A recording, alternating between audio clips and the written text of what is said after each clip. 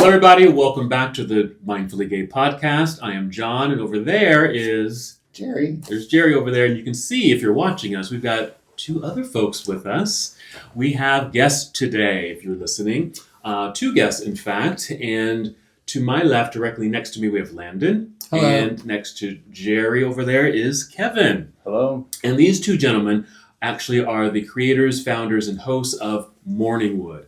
So we've been talking about Morningwood. If you listen to one of our previous podcasts about body image, we did talk about Landon and Kevin and Morningwood and this really interesting social group and activity that they've put together. And so we brought them onto the show so they can talk about that, but also talk about, kind of their inspiration around Morningwood and what it's doing for our community. So welcome, you guys. Thank you. Thanks for having us. Yes. They showed up even after we talked about them. Yeah. I'm going to have to go listen to this podcast. I haven't heard the whole thing yet. Well, I think Jerry first heard about Morningwood and said, John, have you seen this? I'm like, no, what is this? I got curious, was on Instagram, and it's at Morningwood SLC, is that correct? It's actually Morningwood Party. At Morningwood Party on Instagram. And so Jerry was like, have you seen this? Have you seen this? I was like, no. So we got very curious. And so we got in contact with the guys and met and actually went to one of their activities. And then we had them over for lunch one day and got into a wonderful conversation, which really inspired that conversation we had about body image. But before we get into all of that, let me have Kevin and Landon introduce themselves and talk about, your vision, how Morningwood got started, and we'll kind of go from there.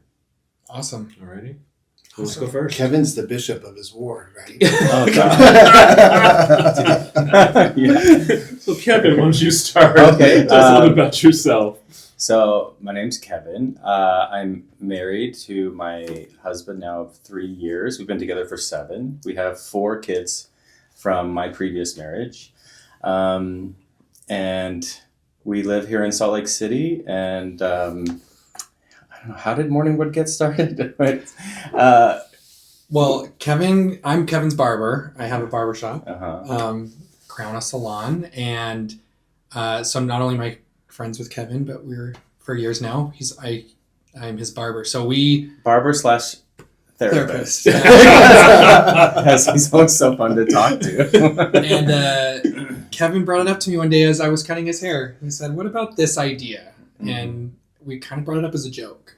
Well, because I'm an introvert, I also have ADHD, and my social battery is best in the morning. And by the time the evening comes around and my husband wants to go out and party, I'm tired. And I don't know if it's because I'm in my 40s now or what, but it's like I have to have like a cup of coffee, several Red Bulls, and probably an Adderall around 6 o'clock in order for me to be up until midnight, 1 a.m. to enjoy myself. It takes a lot of substances to get there, it feels like.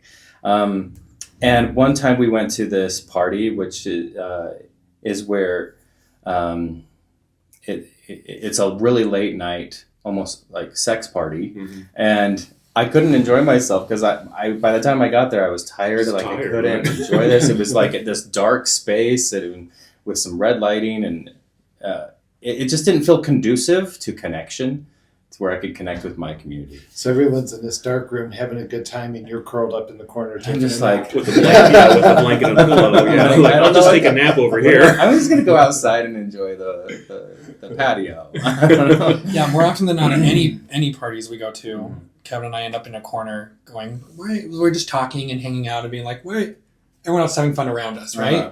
And on paper, we're like, we should have the most fun because we think we're the most fun.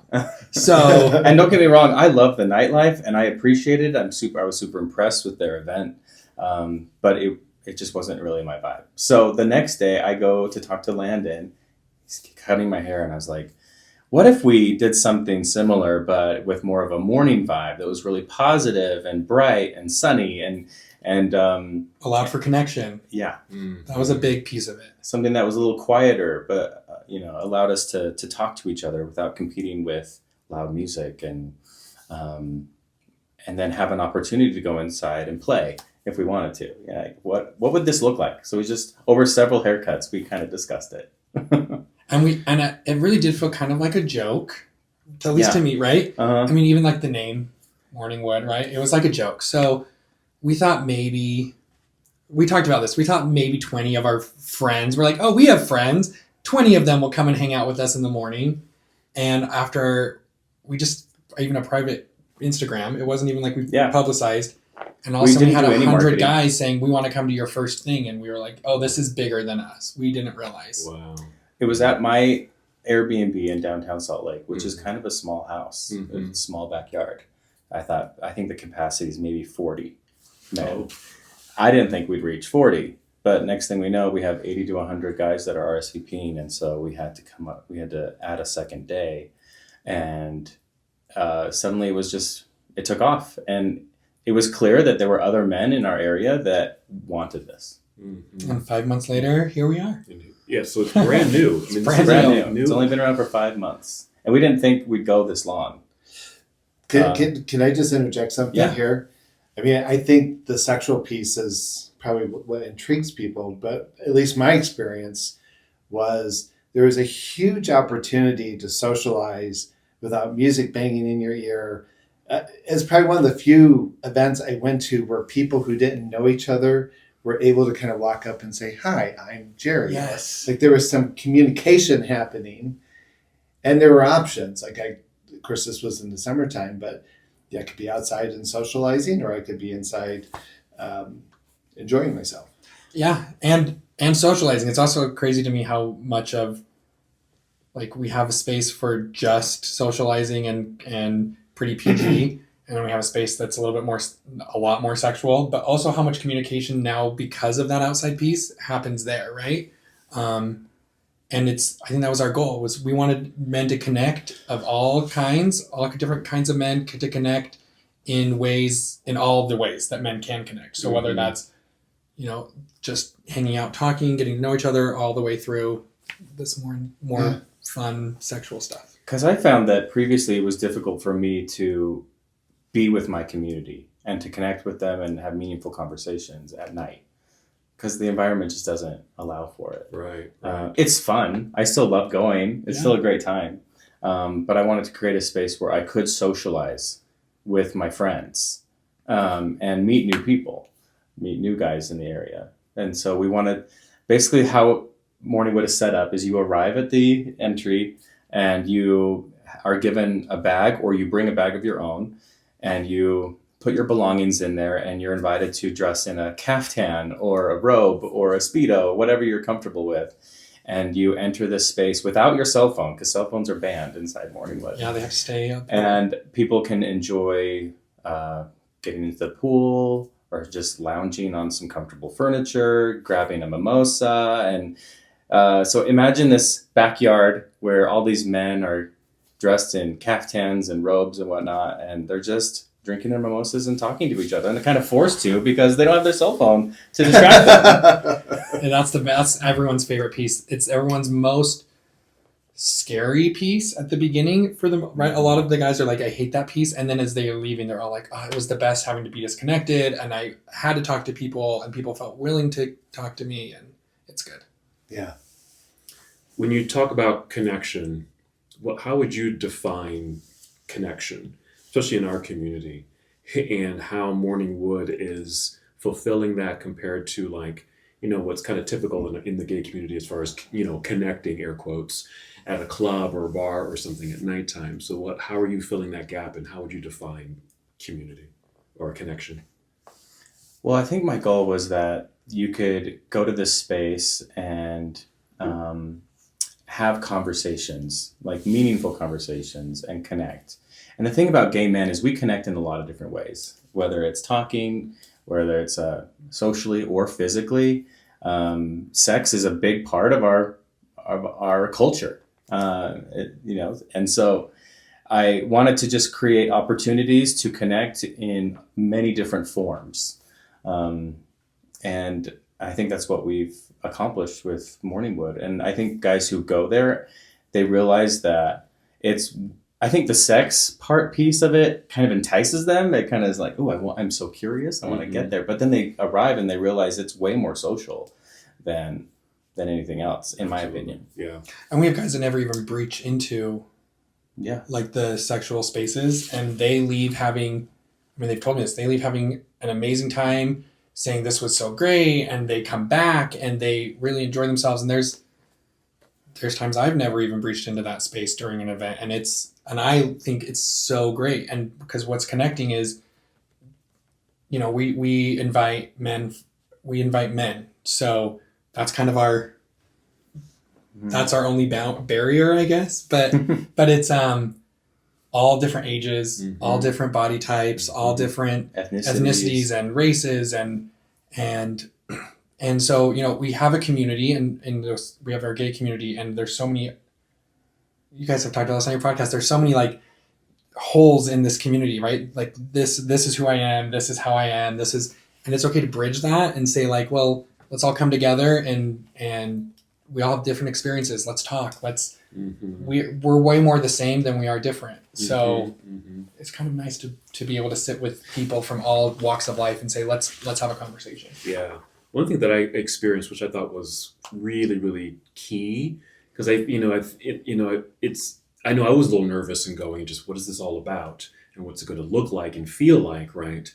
And I think maybe some of the other gentlemen that arrived had a similar kind of feel.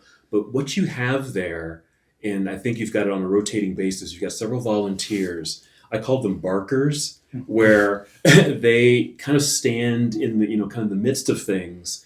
And as people kind of come close to them, they'll say, "Oh, hey, hi, come here. What's your name?" And get their name. "Hey, I'm Mike." And Mike will then introduce Mike to the other guys who just happen to be standing there. Michael was extraordinarily talented when I was there, because he was literally meeting people. It's like, "Oh, your name is John. John, what do you do?" Yes. "Oh, John, this is Landon. Landon, this is John. John does this." And he was quite the master. He was really, really good. And Michael's amazing. Yes. And which I think helped, at least it helped me, because I may not go up and say, "Hi, I'm John," and just kind of introduce myself. Maybe other guys may not do that as well. But here was someone who helped kind of thread all of that together. As he called people over, or someone that was in his vicinity, he would say, "Oh, hey, come here," and connect people. I thought that was a really, really nice piece to the puzzle of it all. And I think, at least for me, I felt more comfortable, and I met some new people. Yeah. I think it's an important part. We've played around having guys do that and then not having guys do that, and it's much better having guys do that. It's such a lost art almost in our world of like, how do we talk to people? How do we introduce ourselves to people? And we all want to reach out to people, and then it's like, how do I do that? Yeah. Well, at Morningwood, we have set the expectation that everyone contributes to this event, whether they're paying a contribution to get in, to help support how much this event costs, or volunteer. And we could not do this without our volunteers. Yeah, they're amazing. And part of those volunteers, whether it's setting up or breaking down or like helping with the brunch or serving drinks at the bar, we have what we call social hosts. Yes. And it's these guys who are like, they're really talented at starting conversations and helping people feel welcome. And I think they are a valuable asset to this event, because it helps guys feel more comfortable. They reach out to those who are kind of on the margins, who are a little shy, and especially how they don't know what to do without their cell phones. And so it's really great to have them there. And I think it adds a lot to the event. It does add a lot. So I think the thing that caught my attention, first and foremost, I mean, if you look at social media, we talked about this in the podcast, I start to wonder if my friends own shirts, because everyone's shirtless, everyone's ripped, everyone's got 8 6-packs, and the social consequence of that kind of marketing, if you will, is there's a lot of guys who don't feel like they're qualified to be part of the gay community, if you will, right? They don't measure up. And we even hear that with our retreats, like people just aren't, well, we did a lot of advertising where people weren't wearing shirts. It was a very hot day. And we had a couple of people say, "Can I wear a shirt at your event?" Yeah. So it's interesting, the assumptions that people make. But what caught my attention was it was very clear that you were deliberately reflecting a diversity in the community, right? I saw young guys, older guys, fit guys, bears, feminine guys. I mean, it was just nice to see a reflection of community that wasn't about abs and pecs. Yeah. Well, I've been to a number of circuit parties around the country, around the world, and there are situations where I don't feel comfortable because I don't have abs. I eat carbs, for Christ's sake, and so it's like They're there. they're just in the cooler right now. They're in the cooler. Well, I was like, there's two purposes in this. One is I actually think all men have something to contribute, and they're all beautiful, and they all add to our community, and it reflects on who we are here in Utah. And the other purpose is actually a marketing tactic, because I post whoever wants to be seen, no matter your body type, and it's because there are a lot more average men than there are chiseled Instagays. Okay, so absolutely. There's a lot more of us than there are of them. Yeah, and true. What I'm trying to say is all are welcome, even the chiseled, down to up to the bears, everyone. It's a collection of men who I think are all incredible, and I want them at my party. I want to exist with them. I want to be their friends, and I find them. So what I saw at the event though was just that. I saw bears working it just as much as the muscled guys. And I thought, that's so relieving. Yeah. Right? To just something about the advertising, I think, set a template for people to just kind of show up and be their sensual, organic self.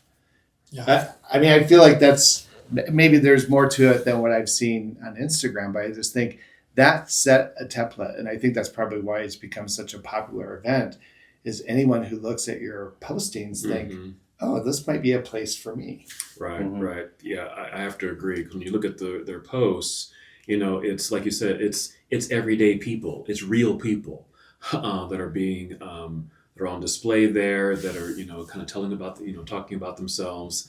And this is what people actually look like. And so if you come to this event, this is who you will see. You will fit in. So you are welcome. So please join us. That's what I get from looking at those posts. Yeah. And it's not, like you said, the Instigay where it's just, the cookie cutter, chiseled thing we see. They look like AI images. I don't know.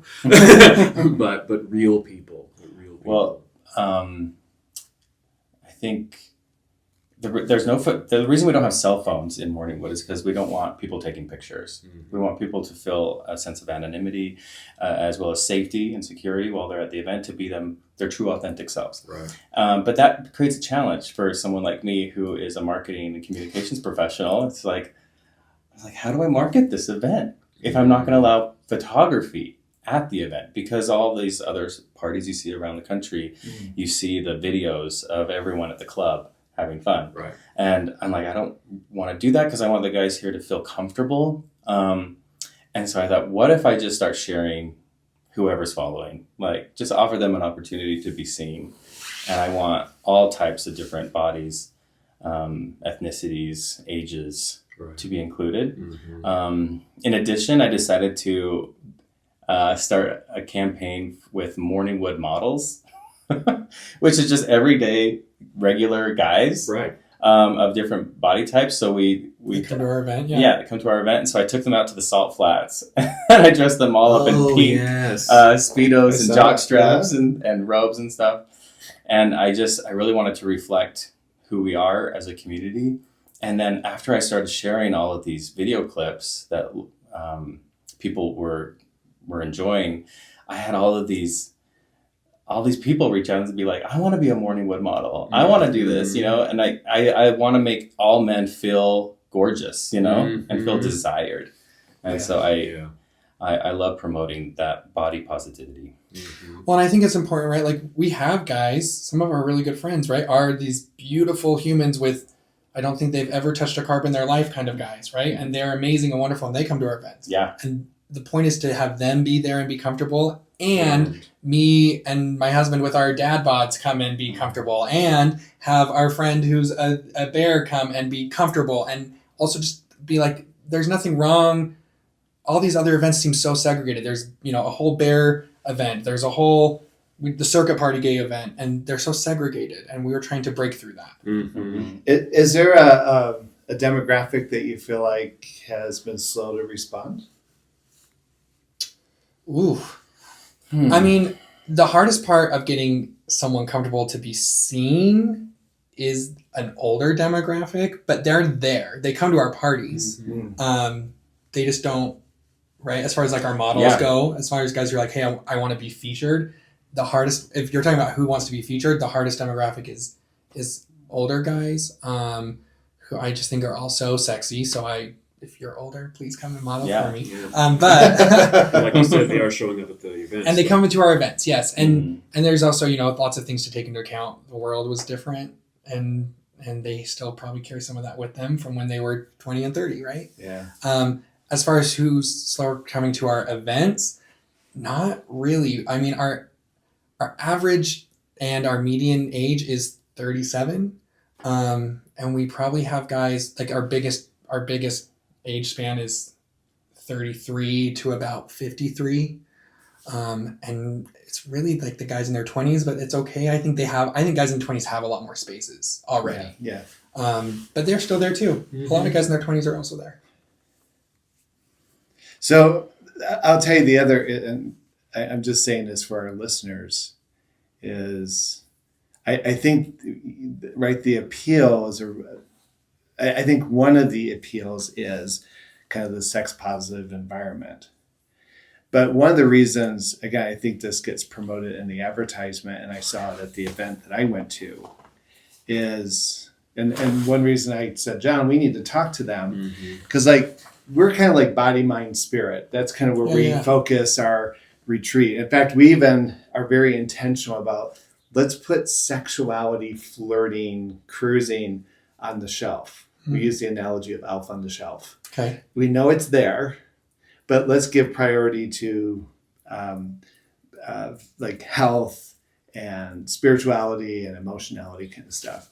And what I liked about your event is, I think, in a very sex positive, it includes the sexuality piece, but not at the exclusion of social and human connections. Like, I imagine as I was watching people, I thought, I wonder how many people will get like a date from this experience. Yeah. Like, wow, I really had a good time with you. Let's go do dinner or something.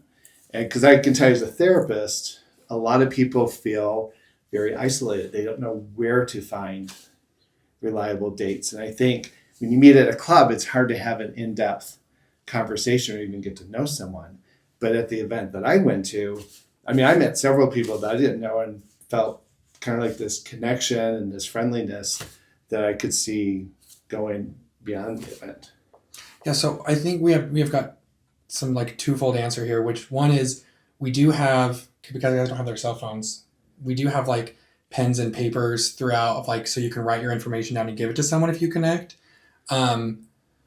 which people are doing, which is awesome. But I think we've talked a lot about this. We have to kind of put the sex piece on a shelf as well and say like, we don't have to focus on that in our marketing, in our conversations, and people know it's there. And if we focus too much on that, it becomes just another circuit party. It becomes just another, and that's not what we're trying to do.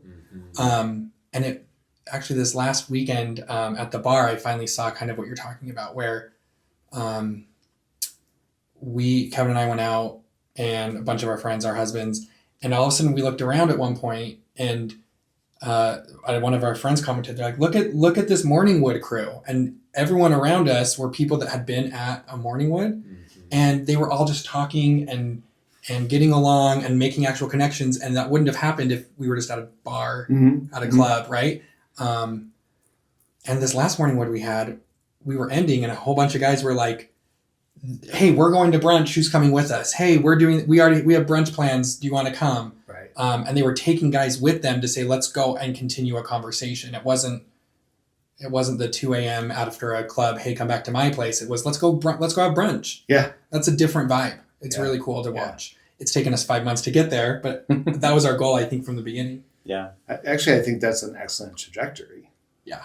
But the other piece I was going to mention, and maybe you can, I notice on your social media, you're adding, like, I think there was a game night. And I know that you're working a relationship to, used to be UAF Legacy Health, right? So it looks like you're starting to create opportunities outside of the actual Morningwood event. Well, I think the reason we decided to partner with the Utah AIDS Foundation Legacy Health is because we are facilitating a party where men can engage in sexual activity.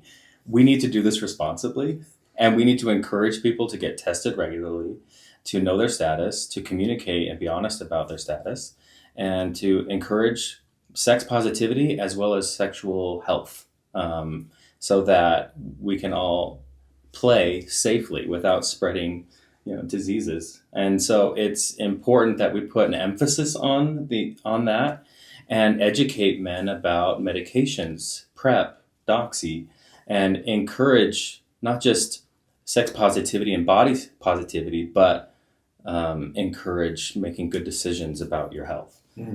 So that's why we decided to have a game night once a month, a couple weeks before each event, to give men a time to get tested and treated so they can come to Morningwood and enjoy it. Because the game night is hosted at UAF Legacy Healthcare Building. They've been amazing partners, and so they've got this beautiful space. They let us come in and they have a game night, and while guys are hanging out and talking and having a game night and connecting, they can go get tested, which is kind of the best of both worlds. And again, there's no sexual space in there at all. It's really just connecting, community. Come have a game. It's community. And so, we have guys where even the thought of reaching into the Morningwood space, even the connection PG space is a little much, but a couple guys that came to the game night, and I had never seen them at a Morningwood, and I asked them, and they're like, "Oh, we haven't been yet, but we wanted to come to this." And I was like, "Great, welcome,"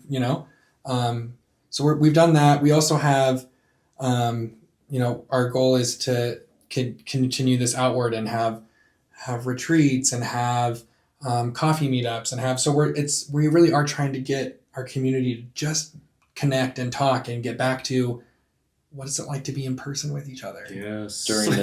When the sun is out. Right? Yeah, when the sun is out.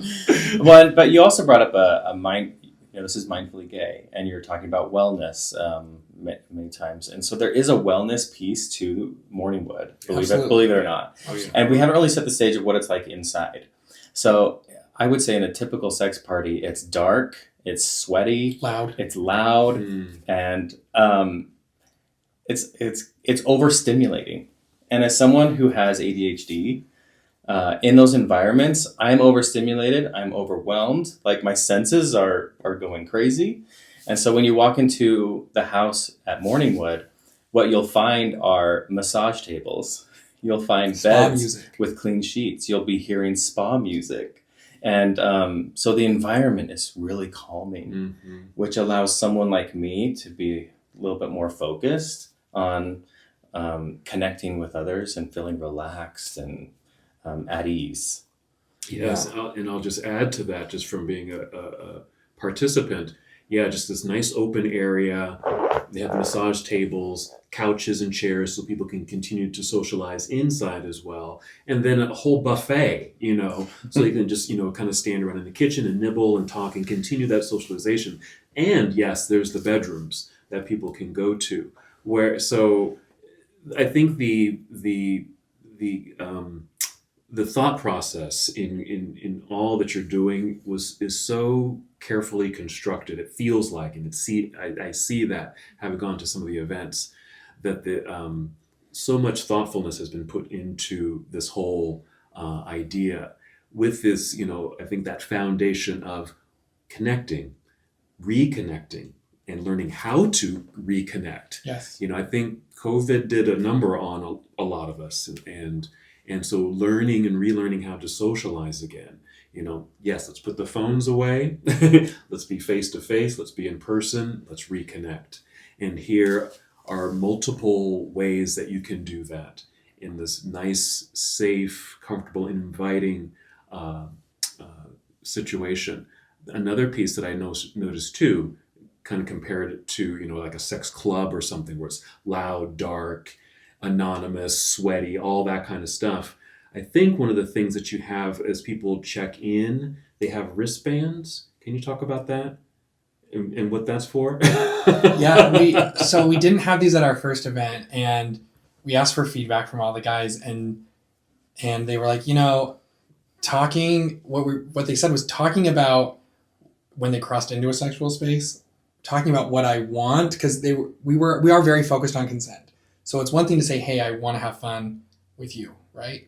But they're like, I don't even know how to approach someone for the right thing. And that's kind of a grindery thing. So we kind of brought grinder into a wristband. So wristbands can say things like top or verse or bottom, but even like social, meaning like, I'm just here to enjoy and have fun. And we're not sticklers about any of this. Like, guys can put on every single wristband if they want. They can put on a social wristband. Top. They can put on no wristband. They can put on, right? This one guy had a sleeve. And I want it all. It's just, we do want people to be vulnerable, and we do want to encourage like how to have conversations, and at the same time making sure everyone's as comfortable as possible. And so, and it does kind of lead to fun conversations, right? Absolutely. I was talking to a couple guys at this last event, and one of them was like, oh, no one ever pays any attention to me. And I was like, well, your wristband would beg to differ, just as a joke, because his wristband said top on it. And he was like, well, what is that supposed to mean? I was like, well, because of the drought, the top drought. And so then we're giggling and laughing about it. And then that just leads to a different conversation, which, so then now we've connected, and he sent me a text a couple days later. He's a good friend now. So it's just a way to bridge some of the vulnerability, but also have conversations. Absolutely. Just all these little indicators to, like you said, spark conversation, to connect, having those, your social guys. It just pieces everything together, because it's so, disjointed. I think we can get so disjointed out there, not knowing how to articulate, what I like, what I want, and how to phrase that in a good way. Like you said, well, let's bring grinder to this. And how do we do that? Oh, let's do that through the wristbands, because it will, and it does spur conversation. Yeah. I want to be reflective about something for a minute, because you just talked about the drought. Okay. Well, and I think it's interesting in my lifetime with, like, I think AOL had a men for men chat. Yeah. Right? And then what was after that? Manhunt. Yeah. Does anyone remember Manhunt? Yes, I do. And then we go into Grindr and Scruff. And it used to be language that we used to was, I'm straight acting. Yes. Straight acting. Everyone was a top. Everyone was a top. Because there was some stigma attached to bottoming. Yeah. Right? And I'm glad that I've kind of lived long enough to kind of see this evolution, because now you can't find a top. Right? Like Everybody's a bottom now. Like, people are really coming to enjoy the prostate and to own it, right? Go them. And there's this whole phenomena around daddies, and I don't remember that as a younger gay person. It's like once you hit 40, you were gone, and so it's kind of interesting. I see it as a more holistic evolution around our communal connections and appreciations for, like, now, even in porn, bottoms are presented in a totally different light than they used to be. For sure. And I think something like Morning Wood is adding to that evolution. Like, let's own our sexuality. Let's own our sex positivity. Let's explore our kinks and our interests and our diversity as sexual beings. Right. Well, and that was part of why for the summer, it was like, we would tell guys caftans and big wide summer hats. And our whole thought was, like, we have plenty of spaces where we can be mask for mask. I mean, we have plenty of those. So how do we allow for something that's different and allows guys to show up differently? Yeah. And also it puts them in a different vulnerable state where now I have to say like, hey, am I comfortable in this? And if I'm not, why not? And that's okay. Because so many other environments or parties similar to this, they're so ultra masculine, you know? They're wearing leather and everything else, which that is a fantasy that I love as well. Yeah, sure. But we wanted to offer a space where you can also embrace your feminine side, and it's okay. I would even say embrace your childlike presence, because you're saying, come in your PJs. Yeah. I'm seeing these beautiful bears. They're coming in their onesies. Yes. And it's just yes, yay! Because here in Utah we have fall and winter, so we need people to dress appropriately for that. Going into the winter, caftans will go away. Onesies, pajamas, robes, gray furs is what we're telling people, right? I just love it. So just because I want to create more conversation here, because I think people get the idea of morning wood. And I think it's a very positive event, but I want you to maybe counsel me. Okay. I'll kind of represent some other voice here. Because I know when I first went there, and of course the group that I went to, I think, 165 people showed up? It was very large. Right. So when I first got there, it was really easy to interact, engage. I was feeling really super comfortable. Even though, interesting enough, I didn't know a ton of people, I felt like I was getting to know people. And then I was at the buffet bar. And what I noticed about myself, and I do this in lots of environments, I started to notice where my personal edges were. Mm-hmm. Even though I like to think of myself as being sex positive, sex affirmative, I enjoy my sexuality. But I became really conscious of, I'm one of the older guys here. Am I being intrusive? Are people really interested? Just all those little shadow pieces that show up in that kind of an environment. And I have talked to a few people who have been kind of edged out. I think the environment, just standing back, and the reason why I think it's so important to talk about this is I feel like the container you've created is the right container for people who are willing to look at their own stuff. But how would you, what would be the counsel with someone like myself who might be feeling edged out or maybe marginalized? What would you say to those folks? Well, what I think is interesting is that you're the hairdresser. You got the therapeutic advice. He's also a former therapist. What I think is interesting is that it's not just you who's felt that.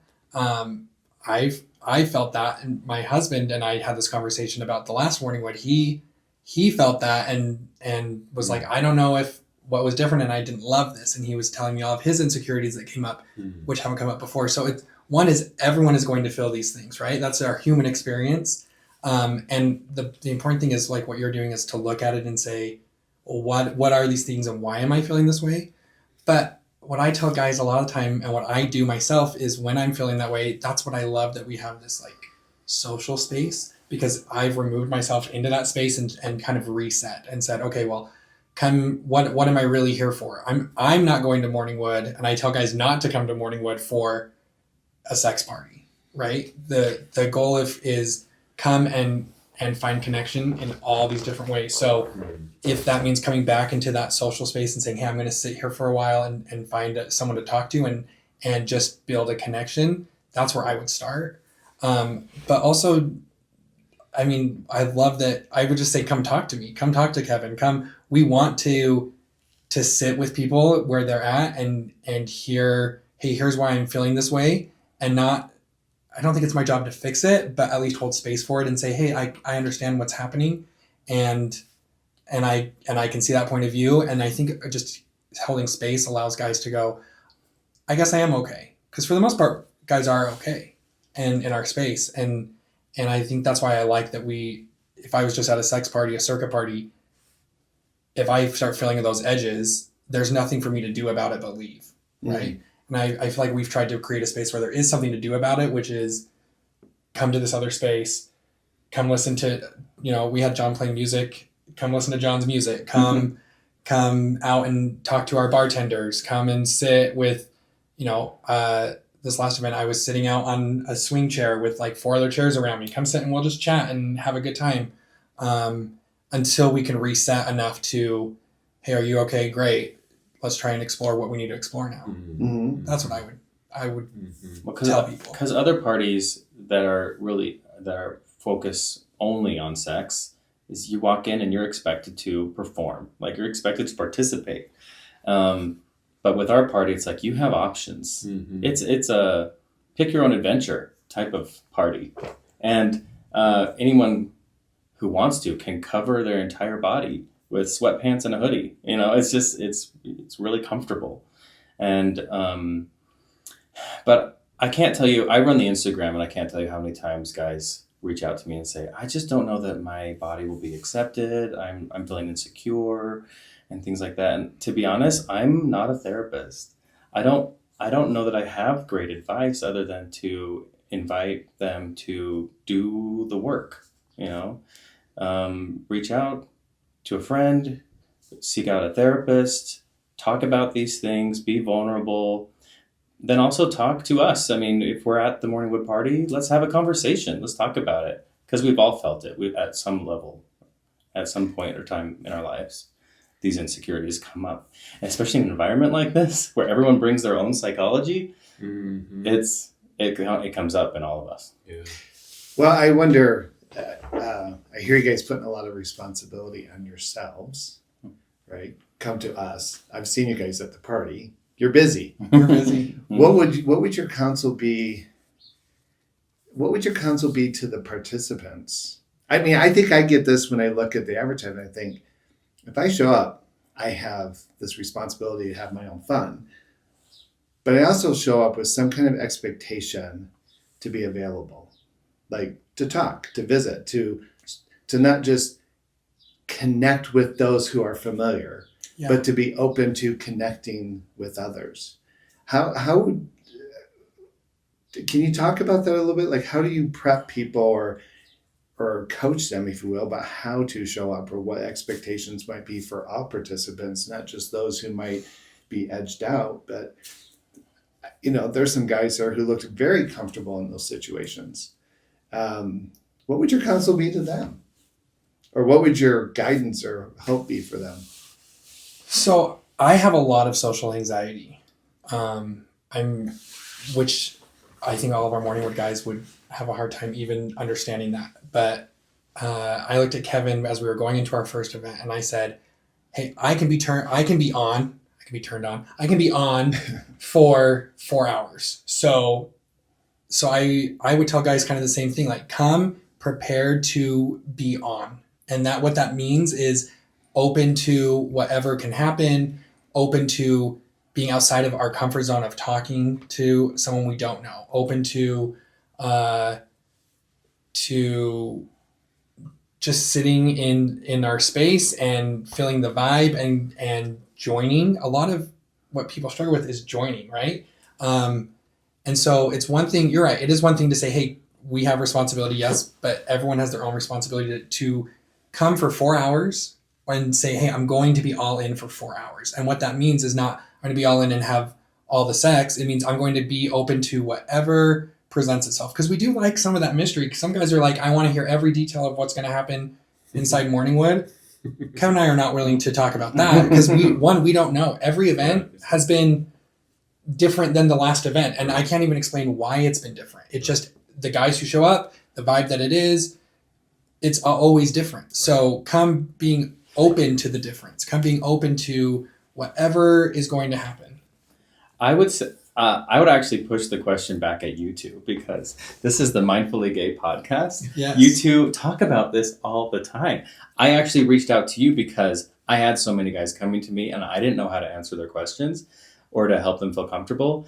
I feel like our job is to create this space, this opportunity, and make it as welcoming and inclusive as possible.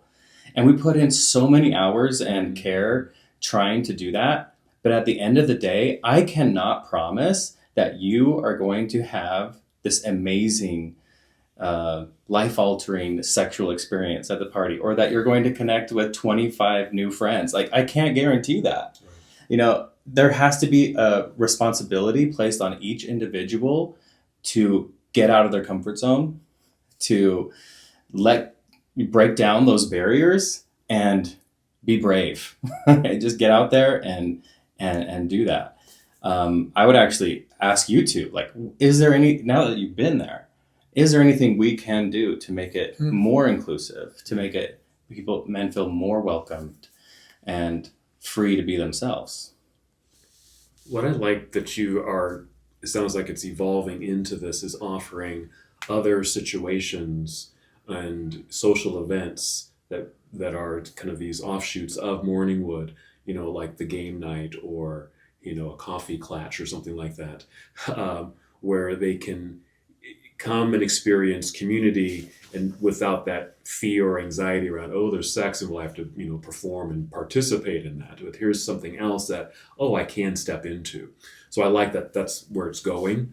The other thing is, I think you're nailing it. I really think you're suggesting to people who are, questioning and wondering, will this be a good place for me to show up to? Because we deal with this with the retreats, right? It's like, will I fit in? Will I be accepted? All of those things. And we just offer that invitation to show up as you are. Mm-hmm. Show up as you are, and really do know that probably 98% of the other guys are probably just as anxious as you are, and have the same questions that you do. And if you can just show up in that, that's fine. You don't have to leave that at the door. You really don't. You can show up with that. And because you might find that you're able to know how to manage that anxiety, or set it aside, or shift it in some way to help you maybe join in or have a conversation, or if not spark a conversation, at least, be open to a conversation that someone starts with you. Be open to the experience. Mm-hmm. Be vulnerable, because it's okay. We're all the same in that fact. And I think you guys just saying, what you said about yourselves just personally, just having ADHD or anxiety and things like that. And here you are hosting this huge event, and people on the outside might think, these guys anxious? What? They're putting on this grand party. How are they, this? But I think just by divulging some personal feelings that you also have to manage and deal with when you're hosting an event, I think will help to open the door for folks who might be feeling the same way. It's like, I can be anxious and still show up. Like, yeah. Well, and say that, right? That's a fine conversation starter. Hey, how are you? And you just say, I'm so anxious to be here. I have no idea what I've walked into. Great. The guy sitting next to you will either say, me too. Mm-hmm. I was that way before. Let me talk to you more to help you get comfortable. Like, other guys want to help we all want to help each other. We all want to support each other. Mm-hmm. I honestly feel like the guys that come to Morningwood they all just want to be, and they all just want others to be with them. So I also find it incredibly hot when a man can share what he's really feeling. Yeah. And he's like, I'm nervous. I don't feel, I'm scared. Mm-hmm. I find it endearing. I find it kind of adorable. And then suddenly I'm like, we have something to connect on. Yeah. Let's talk about this. Me too. Yeah. Yeah. This weekend I'm hosting a small private retreat. And tonight, our kind of opening process is going to be this question: what do you want? You participate, you show up. Are you just showing up, or do you have some intention about what you want? And we have a culture that is very, especially here in Utah, our culture is very hesitant to claim what we want. Yeah. Right? It's like, no, what do you want? I want to serve you. I'll take I want to make you feel better. Yeah.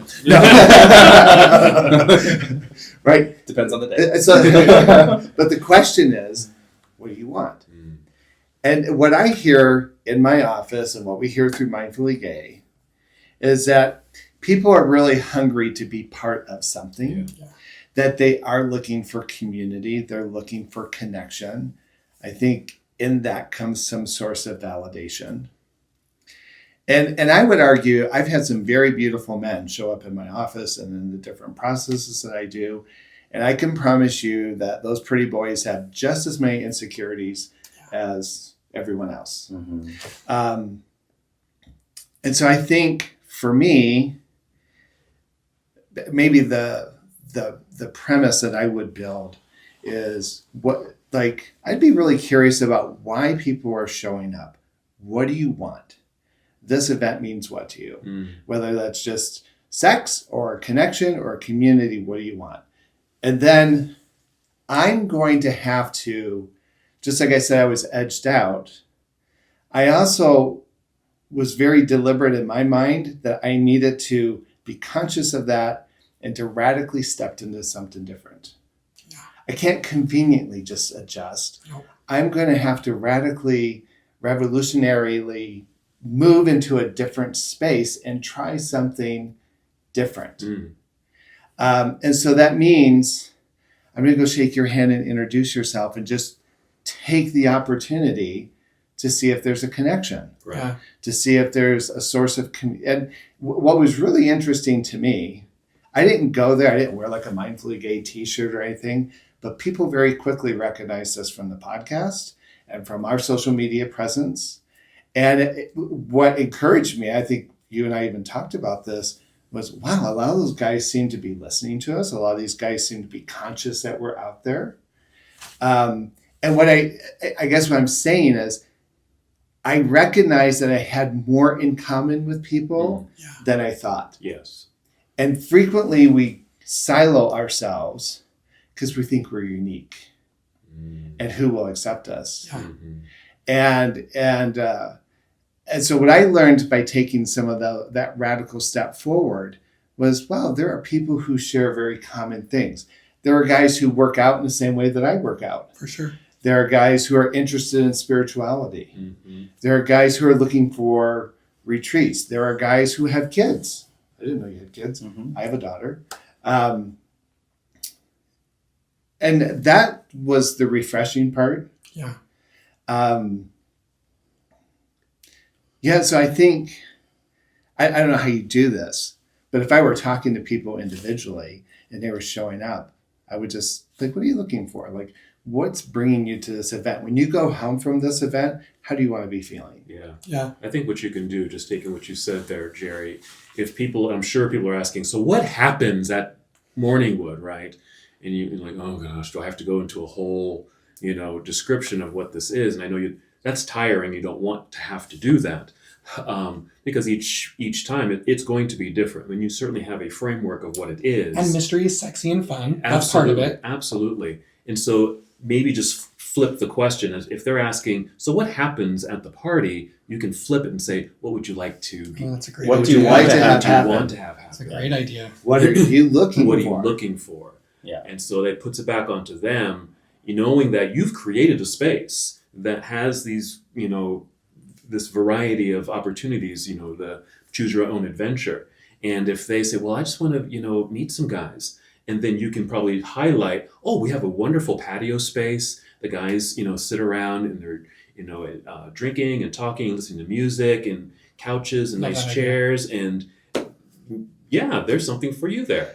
Well, and what's interesting is we've talked to a few guys who want to come to our retreats, and we kind of asked that question, and we started having conversations saying, maybe the retreat isn't right for you right now, but this group might be. Yeah. Mm-hmm. Right. But it's interesting in most cases, at least with our retreats, we did this thing where we had people do a video introduction of themselves that, take a minute and just introduce yourself to us so we understand, why are you coming to the retreat? Yeah. And it was interesting listening to what people were talking about. Mm-hmm. And I thought, okay, well, we're on the right vibe. Yeah. And you share that with everyone in the group? No, just for us. No, it was just for us so that we could tailor the retreat to their needs. Yeah, that's amazing. And that might be impossible to do with 80 to 100 people, right? But I think you can certainly infuse that mentality or somehow incorporate it into there's intention here, and can you find an alignment with that? Yeah, well, and I like that turnaround because I'm thinking from the reverse side of it coming, we've sent out surveys to guys in the past, tell us what your thought was. And we've only had a handful of lower surveys, but what's interesting about the ones that are lower are, I didn't have sex with someone.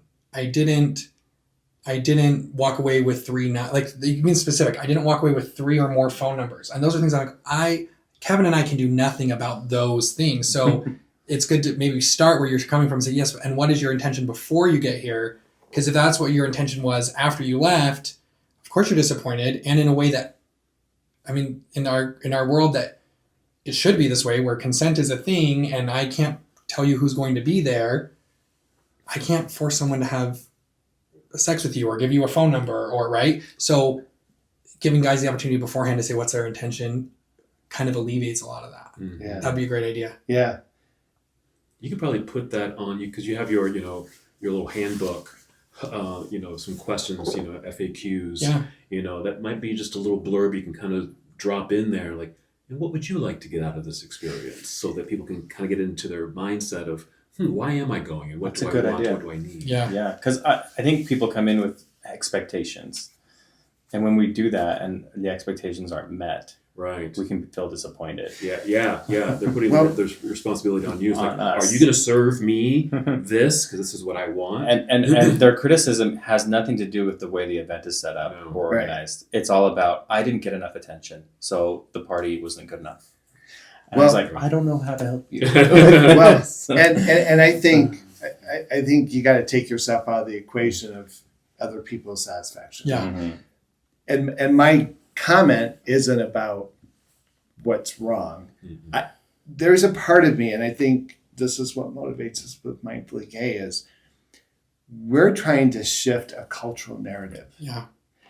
Right? And that right now that cultural narrative is very sex-centric, youth-centric, white-centric, right? And so I think we need a cultural shift. For sure. That doesn't mean excluding something. It means broadening the conversation, broadening the process. And whether you put this information in your packet or not, I think the two of you holding that intention and letting that intention kind of guide your process will infuse itself into the community that shows up. Absolutely. Yeah. Does that make sense? And I love what you're saying about you had to find that radical shift and that's what we're asking guys to do. But that's if Kevin and I can hold that, what's the radical shift that we can hold to say, here's the space. Let's put that intention into it. I love that. Yeah. And I think that's why I felt like it was important to have you guys here. Why I liked what you're doing on social media. I thought these two have a vision of broadening the dialogue, of broadening the cultural narrative.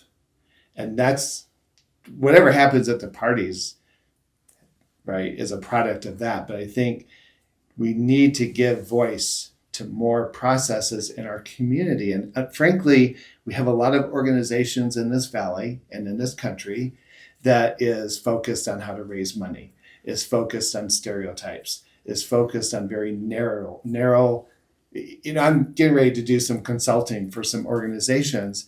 And my first level of criticism is you have no vision. Your vision is dependent on the 90s and early 2000s. It's 2025. It's a different political landscape. We have to be innovative in our magic. And I think that's what you guys are doing. Yeah. I think that's what we're doing. And I would like to see other people. One of the things we know is the podcast is reaching lots of communities.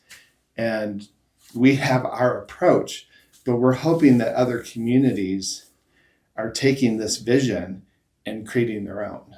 Yeah. Through the dialogue. Yeah. Well, and Kevin and I say that all the time when people say, can the party be this? Can you guys do that? Or it's like, this is what we're doing and we love it. And we want you to take whatever you think from us and do it. Go do that. Please expand on what we're doing. Yeah. We didn't recreate anything new. We're just doing something that already existed in our version of it and saying, here we go. And it's crazy because it is so radically different, but we didn't think it was. We were just we're throwing a little party, you know? Yeah, there's so many people who want to sit in the guidelines and be critics. But our magic as queer folks is we are the innovators. Mm-hmm. Yeah. And we create. We may not create babies, but we create ideas. We create vision. We create opportunities. And so people need to take what's in their heart and give it platform, give it a stage. Yeah. It's really pretty simple, but we kind of take a sheepish mentality. We want someone else to hurt us. Right. And that's so boring. Well, and I would encourage people if they come to Morning Wood and it's not quite their vibe, like go create your own. Yes. We just wanted another option that works for us, and you didn't want to have to drive. oh, there's a lot of driving, so much work involved. But and just go create other options. So there's more queer spaces out there for people to mingle, to get to connect. When I was going through all the data, it was so crazy. I called Kevin and I was like, Kevin, we created a party for me. He's like, what? And I was like, I'm the median age. I'm the average age. I'm the demographic. We made a party. We said, what would I like? And we did it. And I was like, of course we did. This is who we are. This is what we wanted. And it makes sense that we would attract like-minded individuals to our event. Yeah. And that makes a lot of sense because that's coming from this truth, this authenticity, this your essence, your magic. Mm-hmm. This is, like you said, you created something for you. Right. That was our first intention. Honestly, when the current president was elected, I found myself being angry every day. And I thought, okay, I need a source of peace and I need a source of fun.